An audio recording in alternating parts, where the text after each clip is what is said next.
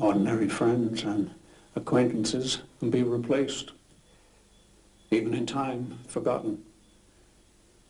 But there is no one to replace Helena Petrovna, nor can she ever be forgotten. My dear friend died at 2:25 p.m. on Friday, sitting in her big armchair, her head supported by faithful Laura Cooper.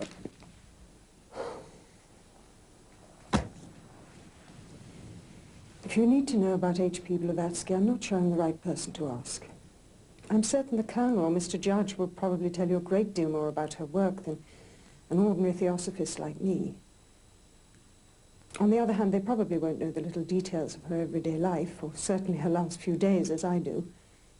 It was my privilege to be with HPB during her last illness, and at the moment of her death.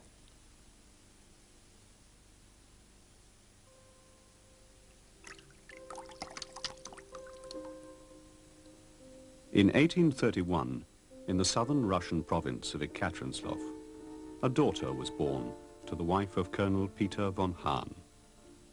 They named her Helena Petrovna. With her younger sister, she was raised mainly by her grandparents in an environment of Western sophistication, mixed with superstition and the popular Russian beliefs in spirits, witchcraft, and magical customs and rites. Along with her growing love of music, from an early age she began to show signs of psychic abilities, which developed with her affinity for the love of nature around her.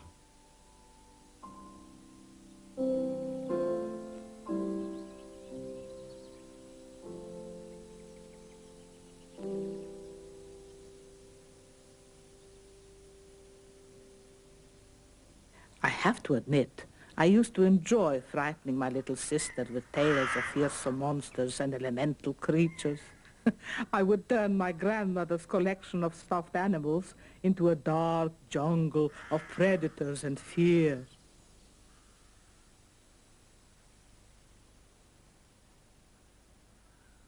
I was provoked into marriage. The family always said nobody would ever want me. I was too headstrong, too irresponsible to escape their control, and thinking I would have more freedom as a married woman, I accepted an army general named Blavatsky. I never consummated the marriage, and after 3 disastrous months, I left him and Russia.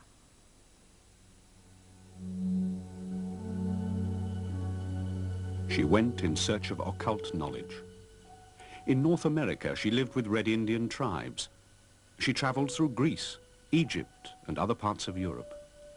She even joined Garibaldi's army and was wounded at the Battle of Mentana. Then, on a visit to London in 1851, she at last met with a teacher whom she had only seen in visions when she was a child. He was a master of the wisdom, a Mahatma, who was to change the entire course of her life. Mahatmas were and still are a group of people who have, through enormous self-discipline, mastered the essential nature of being human.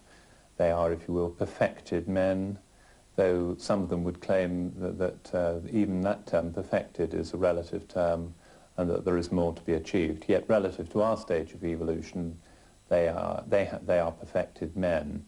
Now, the Mahatmas are really an extension of the consciousness that we experience as self-conscious beings. If, as in her concept, consciousness slumbers in the material realms, becomes sentient in the plant and the animal kingdoms, becomes self-conscious in human beings as self-identity, self-awareness. In the Mahatmas, the extrapolation is it becomes supraconscious. That is, you become aware of your relationship to the source of your own existence, to consciousness per se. So the Mahatmas represent the evolutionary spearhead of humanity, and that we're all, she argues, moving forward into that domain of human experience and understanding. In 1874, her master sent her back to the United States, where there was an increasing interest in the occult. She says she was sent to the United States to gather about her a group who would recognize brotherhood as a key objective, who would be open to the study of Eastern and Western literature, knowledge, the best philosophies of both. And she goes on to say, we were not told what to do, but we were told what not to do. A very interesting statement. So when she came, she thought it was perhaps through the spiritualist movement that this impulse of the exposition of the esoteric philosophy was to be given. But the spiritualists soon turned against her because they wanted only phenomena. America was ghost crazy, and Blavatsky found that seances were a frequent occurrence in most major cities, but she disagreed profoundly with what they thought they were experiencing. She was saying that where you communicate, sometimes it's most certainly not with the departed. She would say, I don't fully agree with this, but this is what she said, that it's with this sort of residuum that she called an astral shell, a sort of record of the memories. And I think that is the major reason why the spiritualists didn't like it. They thought they were getting direct communications from the departed, standing there in their astral body, just like we are here in the physical world, speaking in their ordinary voice, presumably, and the medium hearing this with her clairaudience and passing it all on to the sitter. Madame Blavatsky said it's not like that at all. It was ghastly to watch seances. It often made me sick to see the materializations and the welcome given to them by the spiritualists. They wept and rejoiced around the medium clothed in these empty shadows, sometimes broke down with emotion, a sincere joy and happiness that made my heart bleed for them. The more I see of mediums, the more I see the danger surrounding humanity. Poets speak of the thin partition between this world and the next. They are blind. There is no partition at all, except the difference of states in which the living and the dead exist, and the grossness of the physical senses of the majority of mankind. Now, HBB had to give out a message to the then spiritualists which explained the phenomena in quite another way. She would not have it under any circumstances that the real spirit of man could ever revisit the earth after a person was dead. Now that offended the spiritualists a lot, but they couldn't accept her explanation. And her explanation was that man is essentially dual, the personality being one level of being, and the other was his spiritual being, spiritual nature. The personality, under certain circumstances, could come back and converse through mediums with the living. But the circumstances were special, depending on when the person died, how old they were when they died, their connection with the earth, a whole lot of variable factors.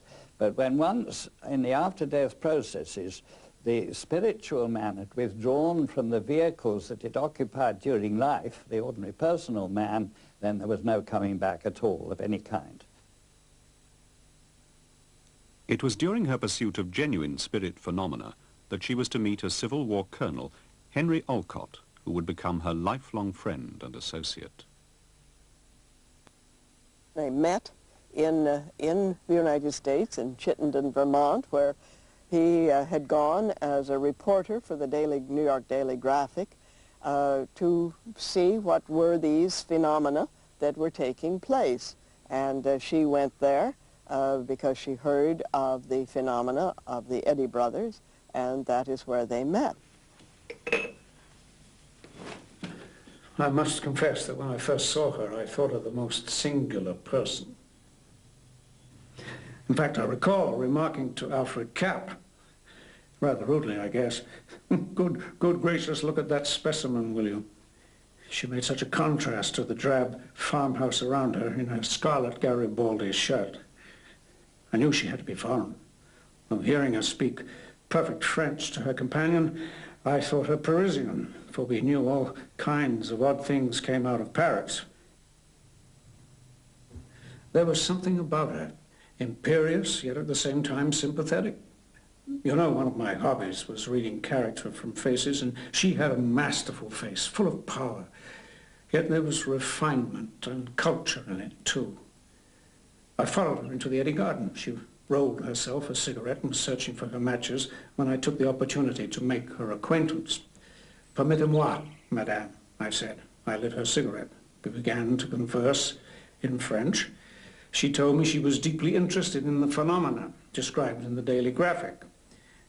Even so, she had hesitated about coming.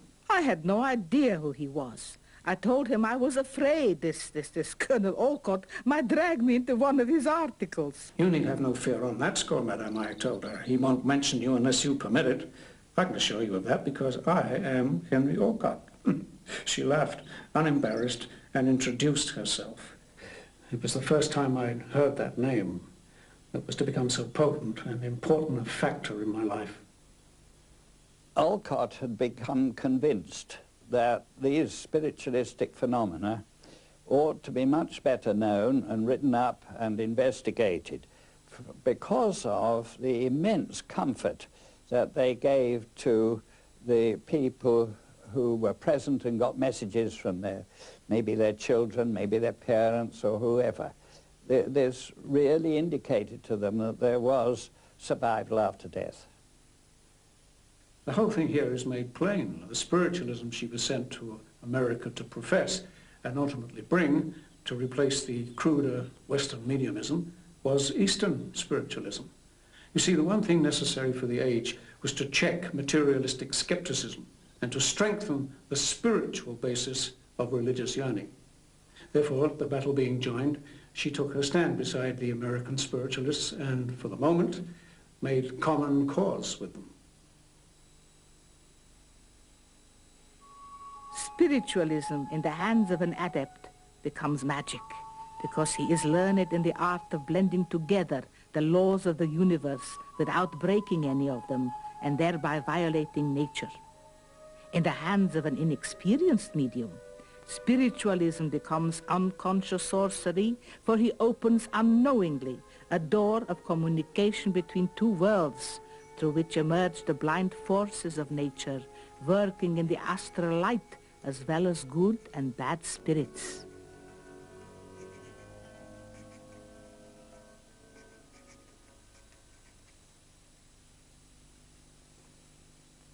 It is theosophy, which is the true spiritualism. The modern scheme of that name, as now practiced by the masses, is simply transcendental materialism. The origins of theosophy can be considered in two lights. There's the origin of modern theosophy, which is where Madame Blavatsky comes in 1875 and onwards, with the birth of the modern theosophical movement. But theosophy as a term predated Madame Blavatsky and can be traced back to Neoplatonic times. So there has been a tradition of what we would call theosophy or the ancient wisdom. From that time onward, the ancient wisdom, of course, as a concept goes back even further than that, to the beginnings of time, if you will. As far as human records go, there is evidence that there was a teaching. One of the books from which I quote most freely is Aldous Huxley's Perennial Philosophy. And he uses two terms which are applicable here. He says that this philosophy is universal and immemorial. It goes back as far as the records of the human race, and it is universal in every part of the world. Wherever there has been a recognizable civilization, there has been a teaching which certainly shows certain aspects of the theosophical thought, the idea of the unity of life, the fact that there is a spiritual something, to put it no more than that, a spiritual something which is the foundation of life. On returning to New York, Olcott introduced Blavatsky to his friend William Quan Judge, a fellow lawyer, and it was proposed that a society should be formed to express and further these ancient wisdoms and diffuse information about them. They also wished to reconcile all the antagonisms between spiritualists and materialists. The Constitution was drafted, and the Theosophical Society formed on the 17th of November, 1875. In one place, she says that the society was to be established on grounds similar to the American Republic. And I think that's one reason Colonel Olcott was chosen, because from the very beginning, he was, of course, fully familiar with a democratic system, a constitutional form of government. When they formed the society, he was elected as the first president of it, and he helped to draw up the rules and constitution of the new society. And one sees in that how he made use of his legal knowledge and of his association with Freemasonry. Annie Besant once made the statement, H.P. Blavatsky gave theosophy to the world. H.S. Olcott gave the Theosophical Society. Which was the greater gift? It's an interesting statement because she was not an organizer. She was not organized in herself. She was the teacher. She was the one to convey the wisdom. Although struggling as ever with the problems of too little money and trying to get the society established, in 1875, Madame Blavatsky settled down to write her first great work, Isis Unveiled, and with the help of Olcott, Judge, and others, it was published in 1877. HPB did something, I think, that people don't fully appreciate. What she did was quite unique in the world of literature. She made a resume of all the old classical traditional knowledge of this subject that had ever been in the world or written up in books. And she went to the trouble of finding all the old scriptures, all the old systems of philosophy, all the old religions, and all the great sages, and she somehow or another acquired a knowledge of what they said and put it all together.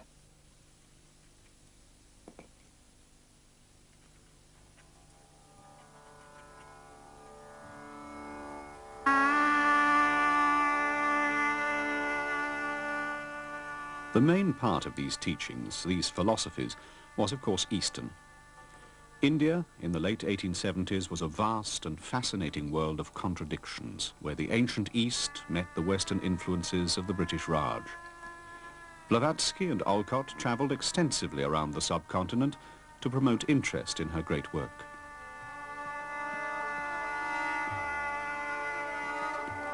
They eventually established in the south at Adyar, near Madras, the headquarters for the Theosophical Society. At a time when India was simply the back hole of Calcutta or Sati or infanticide, they saw a vision of India, they saw the magic of India, they saw beyond the poverty and filth that we still hear today. They saw the thing that drew people and still draws people, from the Beatles down to any person who comes today, that magic that still exists in India. And I think this is why the society also still has a headquarters in India, that from here, I think more than anything else, she contributed to the image of India in a remarkable way, in the sense that India, not just the country or locality, but India in the sense of a state of mind. Blavatsky was developing a reputation for producing astounding psychic phenomena. In an empty room, bells would ring, furniture move. Most importantly, letters written to her and her associates by the masters were apported. I found it difficult to understand at first how someone who was attacked by the spiritualist, of whom she so disapproved, could at the same time herself receive phenomena. You can't really discuss H.P. Blavatsky without the phenomena. She did produce phenomena. Again, she pointed to the fact that this was not her chief aim, but it did gain the attention of the world. Well, she hoped that by demonstrating these faculties, that she would inspire people with interest to explore the teachings and the ideas that she sought to propagate to humankind. She found that people, when presented with phenomenon, were simply excited by that and they didn't seek to go any further. That's a great pity. So she really turned away from that. I think from those who were around her at the time, they had no doubt that she was very capable. But this fact alone put her in the midst of controversy that was to, in a way, work against her altruistic mission, which was to teach man about the spiritual science and about man's latent capabilities that he could draw upon. So it worked for those around her, but it became a two-edged sword. Yes, I think there's plenty of evidence that she did some amazing things that would excite the parapsychologists of today. But it didn't serve the purpose to which she hoped, which was to draw people towards the understanding and the questions, the great questions that man has always asked. What am I? What is it about human nature that can make these phenomena possible? With such important questions to address, why did Blavatsky persist with something that brought such criticism? Oh, she was so stubborn. Yet she was closer to me than any blood sister, as though we had always known one another. Though as unlike in temperaments and abilities as any two people could be, and often disagreeing radically in matters of detail, we were of one mind and heart regarding the work, and in our reverent allegiance to the teachers and masters, the overseers and planners of that work. I loved her for the other, higher self, which was also the most mysterious. Seeing us together, anyone would have said I had her fullest confidence, yet the fact is that despite all the years of closeness in daily work, she was as much an enigma to me as to the others. In fact, the phenomena were not totally counterproductive. As she had originally hoped, they did attract some influential people, like A.P. Sinnett. He had a unique position as the editor of an influential periodical in India at the time, The Pioneer, and he had the ear of the educated European community in India at the time. He was ideally placed to act as a go-between, so to speak, between HBB and the masters that she represented, and the European community both in India and back in England. But Sinnett's intellect was also a barrier, causing him sometimes to accept the material, yet to doubt the spiritual. In short, to doubt Blavatsky herself. My dear Sinnett, do you believe that because you have fathomed, as you think, my physical crust and brain, you have ever penetrated even the first cuticles of my real self? You would gravely err if you did. I am held by some as untruthful, because till now I have shown the world only the exterior Madame Blavatsky.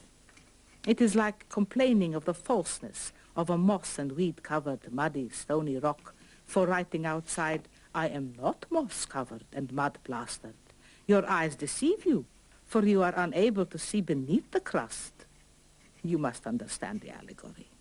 It is not boasting, for I do not say whether inside that unprepossessing rock there is a palatial residence or a humble hut. What I say is this: you do not know me, for whatever there is inside, it is not what you think it is. And to judge me, therefore, as untruthful is the greatest mistake in the world, besides being a flagrant injustice. I, the real inner I, am in prison, and cannot show myself as I am, however much I desire to. Sinnett had a background as a spiritualist. He was expecting things of a spiritualistic character at that time, materializations, phenomena, and so forth. And again, she certainly caught his attention by doing just exactly that. The initial phenomena that she presented to him were all of that nature, raps on tables and windows where nobody physically was present, these sorts of phenomena. Later on, the famous incident where a cup was produced when they were having a picnic, and an extra guest turned up unexpectedly, and they said, "Oh, can we have another cup?" And the phenomena was to produce a cup which actually duplicated the set that they had physically present at the time. And it was all very dramatic, and they had to dig through the earth and through the roots of a tree in order to find this cup, and there it was. But ultimately, what does that prove? And he was always searching out more proof of whatever the physical phenomena were, whether it was producing taps and raps and so forth in extraordinary places, or later the production of letters, for instance, from the Mahatmas, which were materialized before his eyes. The Mahatma, let's say, sits down to dictate a letter, and first of all, in his mind's eye, he composes the letter, so let's say a page at a time. So he's composed a page, and he's now written it with his mind's eye. Now he has to copy that through this process of precipitation. And what he does then is to draw materials from the psychic world around him which flesh out that archetype that he has created. And so if you think of the analogy of a magnet with a magnetic field and iron filings, you probably get as good an image as you're going to get. He has created the archetype, the pattern, the shape, and now he's using substance around him, rather like we would sprinkle iron filings on a piece of paper to show magnetic lines of force, to fill out or flesh out the actual thing itself. So in that way, then it's translated from the world of ideas into the world of forms and into the final and into the physical world in that multi-stage process. Well, there's something physically rather strange with them, I think. The ink of the period normally used to get very, very black and then gradually fade to brown, right out to yellow with age. This hasn't.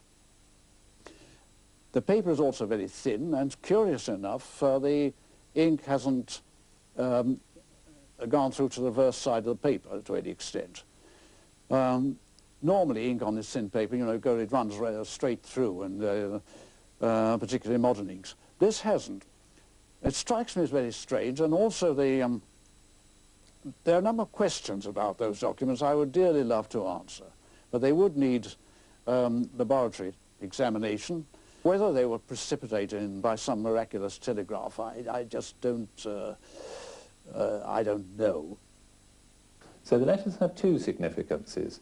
Firstly, that they were written at all, which shows that there was a body of men who were independent of Madame Blavatsky who wrote them. And the second is that the ideas in which they contained. Now the ideas are more in the nature of a teaching guide. It's not so much the information that they present. As another of the recipients said on one occasion, if I were to reproduce all the teachings that we have received, I could tell you the whole lot in the space of a day, and this after a year or so. The point was that the letters were a teaching mechanism, not a form of trying to present ideas. And they have to be seen very much in terms of a teaching method, and to try and educate Sinnett, to try and evoke his inner perception of the meanings of the teachings. But there were soon to be even more injustices and serious misreadings of her character. Madame Blavatsky had befriended the husband and wife, Monsieur and Madame Coulomb. She met them in Cairo, I believe, and she befriended them and took them to Adyar, and he was a sort of handyman, and she did work for Madame Blavatsky too. When they came to Madras, it seems that Madame Coulomb had tried to borrow a large sum of money from one of the Indian princes, and Madame Blavatsky had thwarted this. And just before leaving for India, she told Madame Blavatsky's servant that she would ruin her. It seems that Madame Blavatsky actually wanted to get rid of the Coulombs because when they were finally dismissed, when Madame Blavatsky and Colonel Olcott were away in 1884, she simply telegraphed them saying, "Sorry you go prosper." Now, if someone has incriminating letters, You certainly are not so nonchalant knowing that this person has the goods on you. She found that they were doing certain improper things, fraudulent things, and she sacked them. And but before they went, certain theosophists believed that they did one or two things to queer her pitch. Madame Blavatsky had a sort of cabinet in which letters were supposed to appear from these Mahatmas.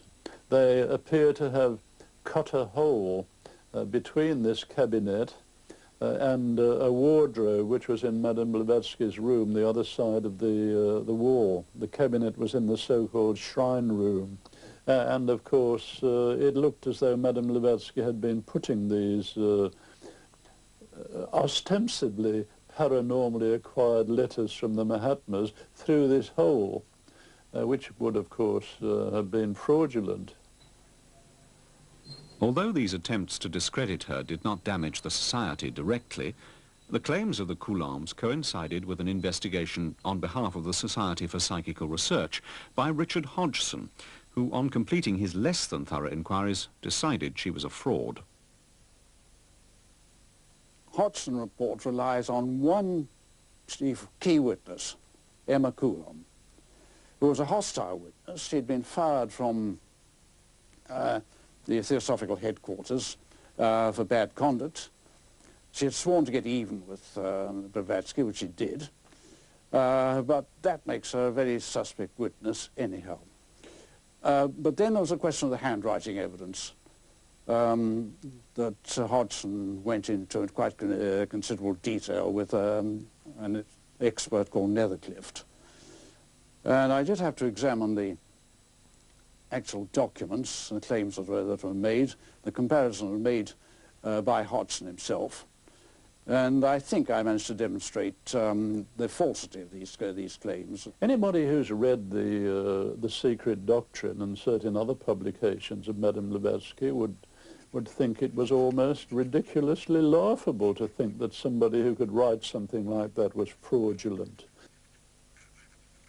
The SPR is not supposed to have a collective view, but in fact, the Hodgson report had the effect of stifling any further discussion of Madame Blavatsky, phenomenal work or anything else, for nearly 100 years. And in fact, it seemed to have become the policy of the SPR not to publish anything at all about her. I think if Hodgson could have considered the possibility that some of Blavatsky's witnesses were telling the truth, and Emma Coulomb might have been lying, he'd have given much fairer reports and wouldn't have had this, you say, devastating effect on history. Blavatsky, outraged, wanted to sue for slander, but the Society Committee would not support her, and she was dissuaded by Olcott for her own sake. She left India on March the 31st, 1885, never to return. The memory of HPB is by no means forgotten in this place. Although she lived here for a very short time, I think the imprint of all that she said and did still remains very strongly here. So Adyar, I think, will always be regarded as the home which HPB loved very much in India. Because HPB felt forced to leave India, she came to England, and it was here that she produced her most enduring work. Free from Indian influence, she was very widely read. She became a teacher in her own right. And she produced The Secret Doctrine, The Voice of Silence, The Key to Theosophy, innumerable articles, all of which I think are of permanent value. And it may be that one of these disasters that come along in life, and seem to be tragic, have a purpose in the end, and you look back and think, well, perhaps it's the best thing that's happened. Yes, Master gave me a choice, that I might die and be free if I choose, or I could live and finish the Secret Doctrine. He told me how great would be my sufferings and what a terrible time I would have before me.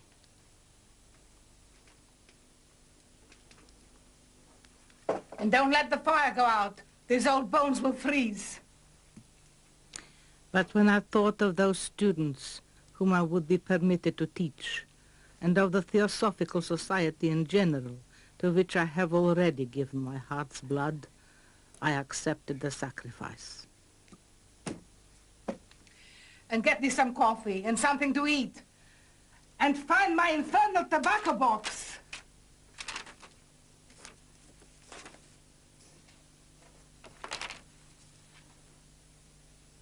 She had outbursts of anger, yes, of losing her patience, and of great distress also at some of the things that were said against her, and also she was extremely distressed by the way in which the names of her teachers were being dragged into the public press. She obviously had tremendous personal difficulties, put it that way, physical suffering, illness, and so on. And there are, of course, the stories that the masters told us about her not being a complete being even. So when she left Tibet, after she'd had this occult instruction, she had to leave one or part of her, one of her principles behind. And this was one that would, had she been a complete being, have enabled her to control herself very much better than she could. So they make this the excuse for her being irascible and very sharp-tempered at times. But all the people, as far as I know, and this from reading the obituary notices about her, forgave her all that edge of her tongue that she subjected them to, because they knew inherently that she was kind, understanding, sympathetic, and they loved her for what she was. There's something which I think is attributed to Walt Whitman when he was speaking to a correspondent. He said, "What you are speaks so loudly, I cannot hear what you say." And I think that's a perfect illustration of HPB. What she did, it far outweighs anything that she might have been accused of. So why did the masters choose her? In one of the famous letters from the Mahatmas to Mr. Sinnott, they indicated that they had searched for nearly a century to find a vehicle that was suitable to send out into the world to convey this inner knowledge. In one sense, she was like a transformer in electrical terms, to step down that energy or that wisdom, that illumination, which is Mahatmic, if you like to put it that way. And they said that she was not the best, but the best available.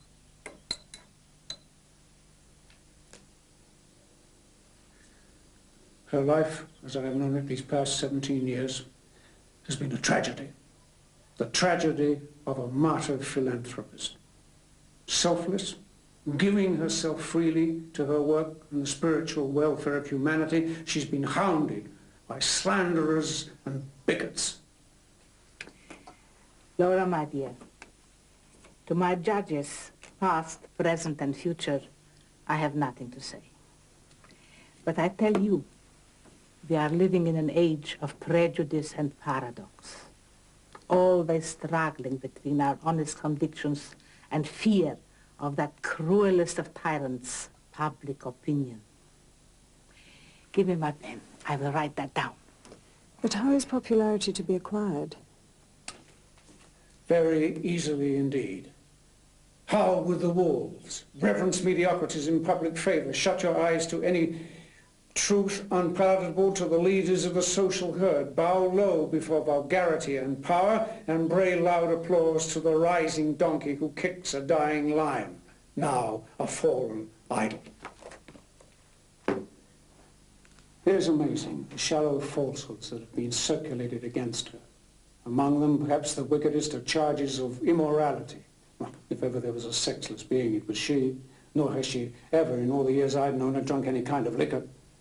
An incessant smoker, true, strong language and eccentric to a degree in most things of a conventional nature, but neither thief, harlot, drunkard. nor any of a dozen other criminal things she's been recklessly accused of by a set of scurvy writers unfit to clean her shoes. She was a channel to teachings of the Mahatmas, which she argued were real people, real identities, and she was a channel for that wisdom within herself, which she sought to ground and to put into literary terms, and she was a channel for the information within nature itself, recorded in what she would call the Akashic realms, nature's indelible memory. So she could pick and choose her sources and use that to construct her thesis, called The Secret Doctrine. These pages are not written for the masses. They are neither an appeal for reform nor an effort to win over to our view the fortunate of life. They are addressed solely to those who are constitutionally able to comprehend them, to those who suffer, to those who hunger and thirst after some reality in this world of Chinese shadows. Every atom has life in it, however latent and unconscious, and moreover is a little universe endowed with unconsciousness, hence with memory. Everything in the universe is alive. Consciousness is contained in all matter, and both the seed and the speck must have the latent potentialities in them for the reproduction and gradual development, the unfolding of the 1,001 forms of phases of evolution. Hence, the future plan, if not a design, must be there. Her reason for writing The Secret Doctrine was to represent wisdom that had been around for many centuries, to try and gather together, to synthesize what she calls the perennial tradition into modern culture, to reintegrate old ideas with the new.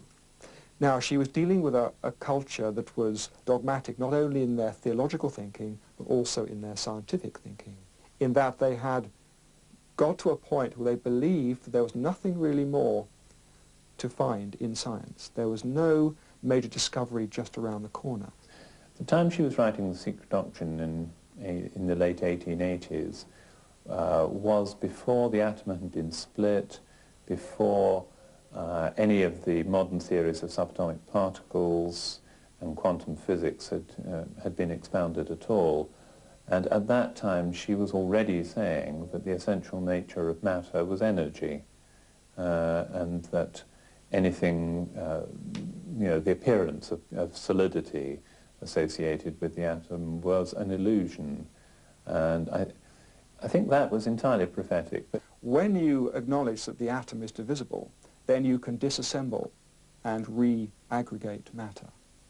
And matter and energy being identical, different forms of each other, was a notion that she had and was prevalent to the whole ancient tradition, a notion that was only validated by Einstein's work. So she had a whole set of concepts, not in specific detail, but she knew that the materialistic age was due to end in due course. Cosmologists accept a model of our physical universe which is based on the laws of physics primarily. And although that model is changing and being updated continuously, it is primarily a physical model. Madame Blavatsky would regard the universe primarily from a spiritual point of view. I use spiritual here in the sense of essences and laws and processes, the fact that the universe is a living whole and so forth, and that the physical universe that we now see is an outgrowth, is a final manifestation of those inner spiritual living processes. In my book, The Rebirth of Nature, I show how modern science is now leading us back to a sense of the life of nature. We now see the cosmos as like a developing organism again. It's not like a machine running out of steam. It starts with the Big Bang. It's like the hatching of the cosmic egg. And the cosmos has been growing and developing ever since. Gaia, the Earth, is seen once again as Mother Earth, a living organism. Again, a very ancient view that's come back in a very modern scientific form. Fields and the field theories of science are now reanimating nature, giving a sense, again, of the invisible organizing principles of the world. And through the theory of chaos, we've now, and quantum indeterminism, we've now recovered a sense of the spontaneity and freedom of nature.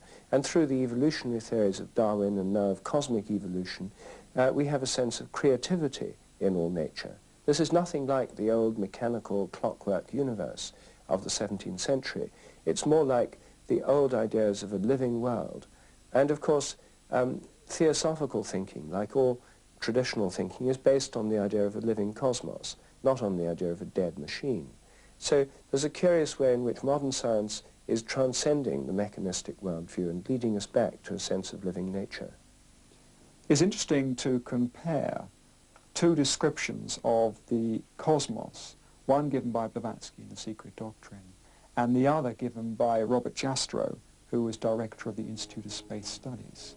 I quote from his book, "Picture the radiant splendor of the moment of creation. Suddenly a world of pure energy flashes into being. Unimaginable brightness fills the universe." Now compare this with a statement made by Blavatsky in The Secret Doctrine. "Darkness radiates light, and behold, unparalleled refulgent glory, bright space, son of dark space." So here she was painting a picture of the beginnings of the cosmos, which we find direct parallels with modern literary scenarios of the coming into being of our cosmos. More things were shown me than have ever been written about. So is it any wonder that all the humbugging tales of her so-called trickery failed to shake my knowledge of her true psychical powers? She showed me the realities of transcendental chemistry and physics, the marvelous dynamic potencies of the human mind, will, and soul. Madame Blavatsky has some very controversial theories concerning the physical evolution of man. Current theory is that physical man is derived from a common stock with the higher apes, and in turn that common stock derives from earlier ape-like stocks and so forth back through the mammals and to reptiles and so forth. Her theories diverge from that quite substantially, but before you can explain that, you have to say that she regards man as both spiritual, psychic or intellectual, and physical, so a threefold, let's say, division as far as that's concerned. Now, man spiritually pre-existed any physical manifestation that we now see. The processes of physical evolution start with projecting a prototype or a template or an image of what is to be physical man into the physical world at some far distant point in the evolution of the world.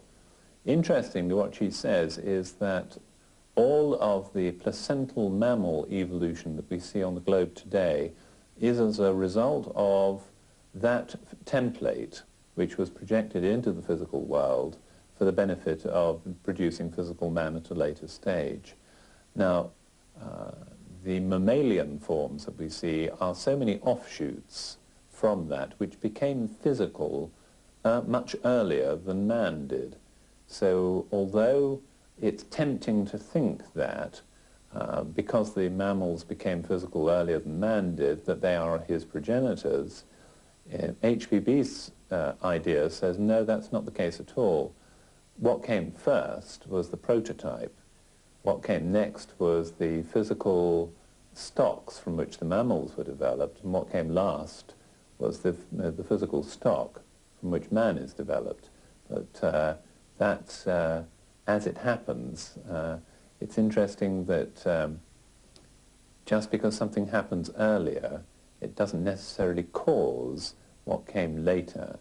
So just because physical man comes later than physical mammals, it doesn't necessarily mean that they caused physical man and his form, tempting though that might be to think. Theosophy, by virtue of its inherent nature, does not seek to make dogmatic statements about how you should act in any one context. That's one of its beauties.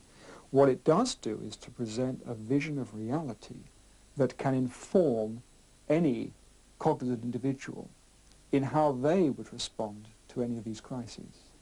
It is not therefore prescriptive. Rather, it presents you with a framework in which you may draw inspiration. It gives you a vision of reality that is full of hope, altruism, and perspective. And yes, I suppose the ecological framework is one way in which that is being worked out. But that is one facet alone of a much wider process.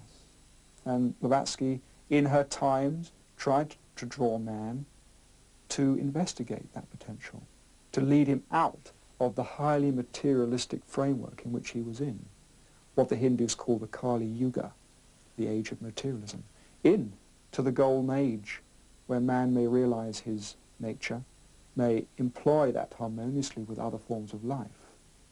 And indeed, again, Hindu calls this the golden age. She was the grandmother of the New Age movement. But where did this information actually come from? She says in a number of places that she got it in from some realm of being which she calls the astral light. It's like the universal memory. Anything that has ever happened anywhere in the cosmos, or certainly on this world, is stored in that astral light. Now, she used to say that on occasions, the master, her teacher, used to provide the references that she wanted and show them to her, and all she had to do was to copy them out.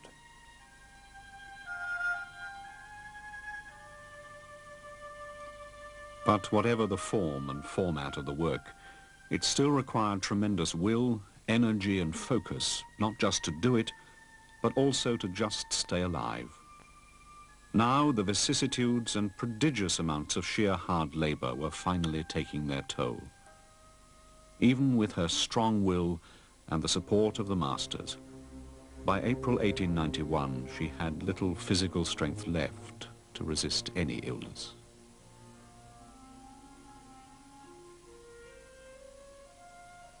I should mention it had always been her custom to roll a few cigarettes for Dr. Manel when he called. Throughout her last illness, she never failed to have some ready, though as she grew weaker, we sometimes had to roll them instead. But one bad thing was that she herself, from the first days of her illness, lost all desire for smoking.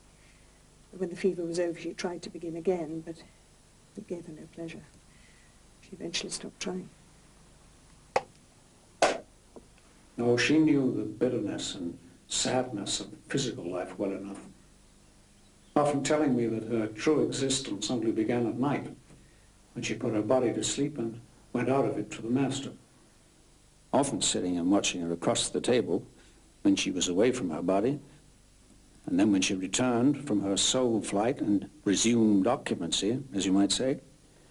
When she was away, the body was like a darkened house. When she was there, it was as though the windows were brilliantly lit within. Anyone who has not seen this change can never understand why the mystic calls his physical body a shadow. She marched firmly through the minefield of conflict between spirituality and church. We are accustomed to say to the Buddhist, to the Mohammedan, the Hindu, or the Parsi, the road to theosophy lies for you through your own religion. We say this because those creeds possess a deeply philosophical and esoteric meaning, explanatory of the allegories under which they are presented to their people. But we cannot say the same things to Christians. The successors of the apostles never recorded the secret doctrine of Jesus, the mysteries of the kingdom of heaven referred to in Mark 4:11. These have been suppressed, destroyed.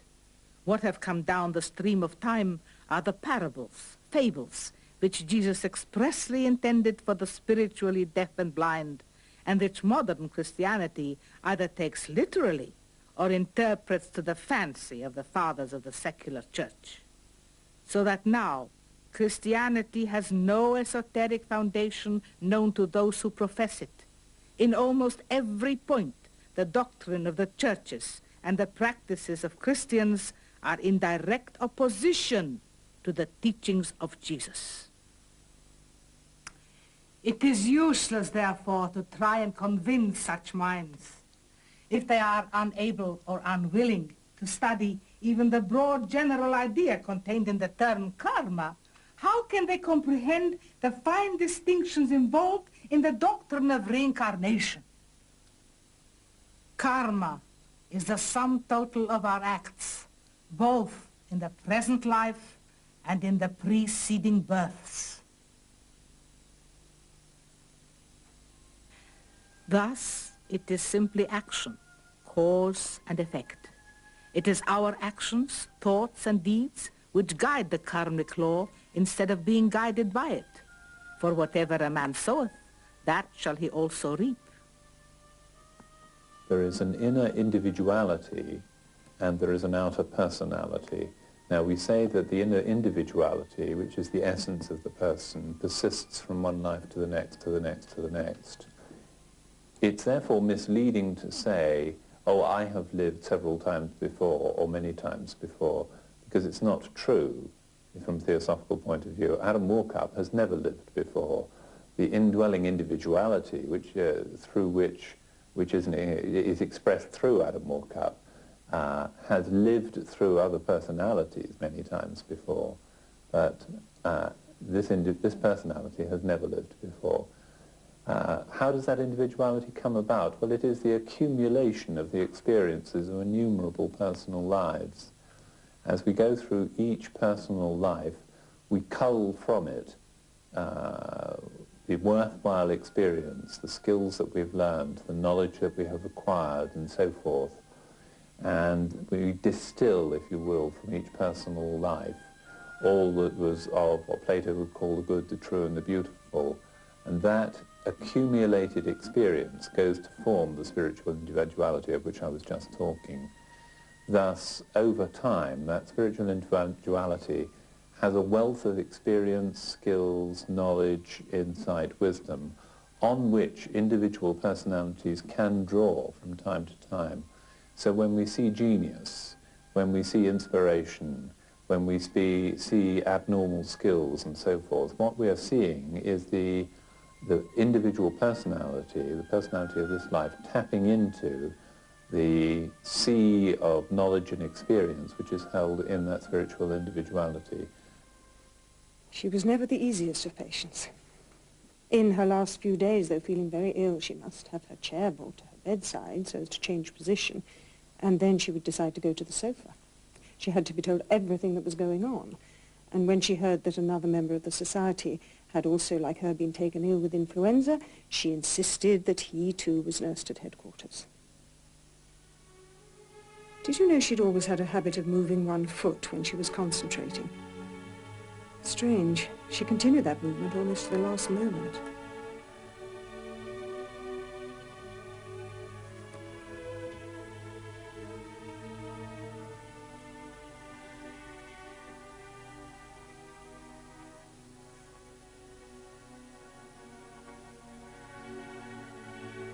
Yes, she was very, very strong-willed.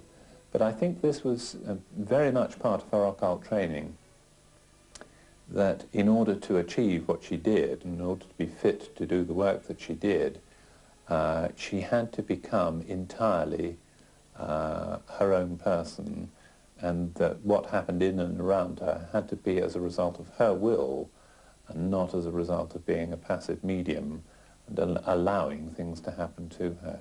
She describes the processes through which she went in her life as moving from mediumship, from being a medium to being what she called a mediator, somebody who's consciously in control of the processes within herself and of the psychic world, rather than being a passive subject to those forces and influences. The day before she died, in spite of her brave efforts, it was very apparent she was suffering intensely and only her powerful will was sustaining her. But she must still have her card table and her armchair. She tried to play patience. Her dear face was pitiful to see as she tried to behave as normal. She fought so hard simply to breathe. I was privy to no momentous last words. Those of any importance had been spoken in the early hours when thinking that my sister was nursing her, as she had done at Adyar, she said, "Isabel, keep the link unbroken. Do not let my last incarnation be a failure." That must have cost her such effort.